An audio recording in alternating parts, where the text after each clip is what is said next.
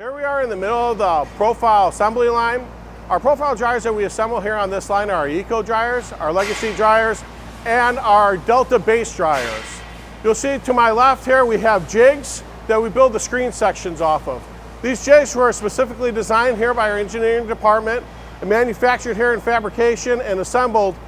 And when they were assembled, they were laser level so that we make sure that when we are building a screen section, that it's true and square, so that when the time comes where these screen sections get taken up off the jig by our overhead crane, they sit on top of the base without any kind of issues and gaps, and we know that they're both square and true, and the mating is perfect and there's no gaps. After the screen section or the module has been installed onto the base, that whole unit altogether will make its way on down to this assembly line to this area here.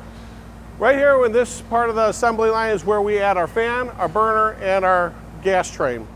I mentioned before that we do these things offline, and what happens once they're all completed is we use this overhead crane that we use to get the fans, the burners, and the gas train over the aisle and onto the dryer where they get assembled.